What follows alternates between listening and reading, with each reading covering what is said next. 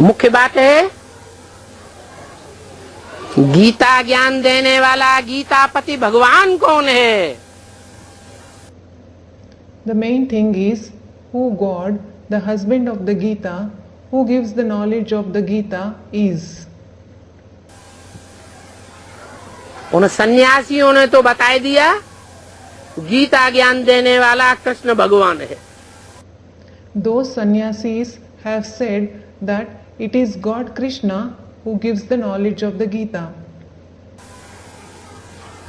अरे बुद्धि से सोचना तो चाहिए, क्या भगवान द्वापर के अंत में आकर के पापी कलयुग की स्थापना करके जावेगा?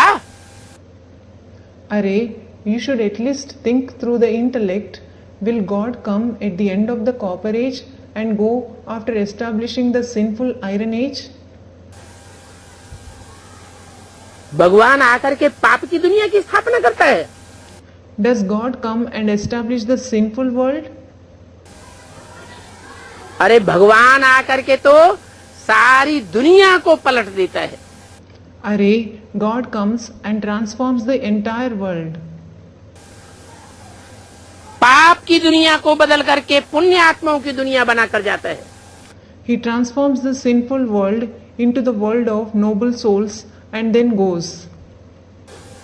पाप की दुनिया है कलयुग और पुण्य आत्माओं की दुनिया है सत्ययुग। The iron age is the sinful world and the true age, that is Satyug, the golden age, is the world of noble souls. सत्ययुग कौन बनाएगा?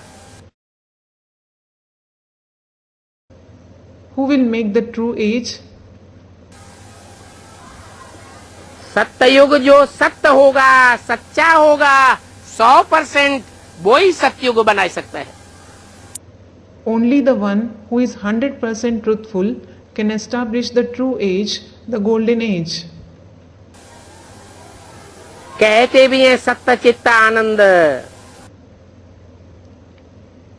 It is also said Sat Chit Anand, meaning true, living, blissful.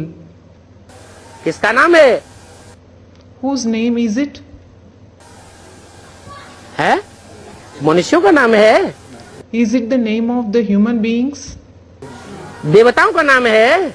Is it the name of the deities? राक्षसों का नाम है? Is it the name of the demons? नहीं, No. ये सत्य चित्त आनंद भगवान का नाम है, जो सदैव सतो प्रधान स्टेज में रहता है। This Sat Chit Anand is the name of God who always remains in the Satopradhan stage.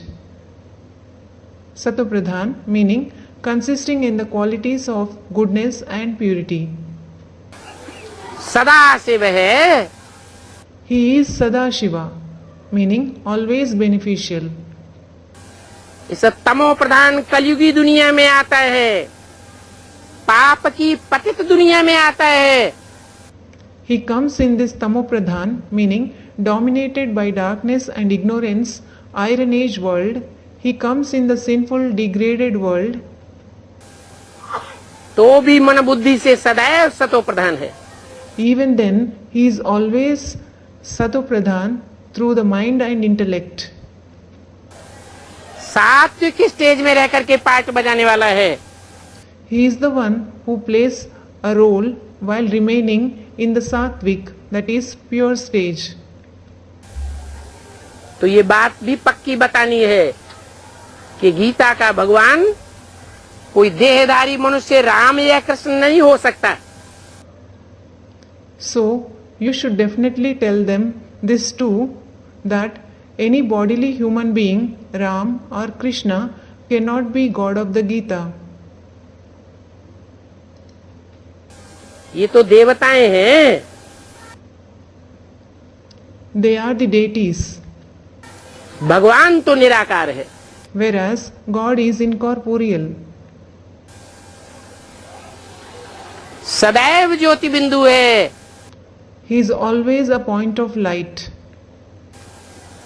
वो निराकार निर्विकार है, निरहंकार है, जो आकर के गीता का ज्ञान सुनाते हैं।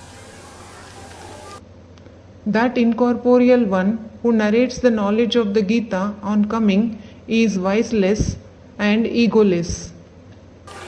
कृष्ण के बच्चे स्वरूप की ज्यादा पूजा होती है या कृष्ण के बड़े रूप की पूजा ज्यादा होती है? Is the childhood form of Krishna worshipped more or is his adult form worshipped more? बच्चे रूप की ज्यादा पूजा होती है। क्यों? The childhood form is worshipped more. Why?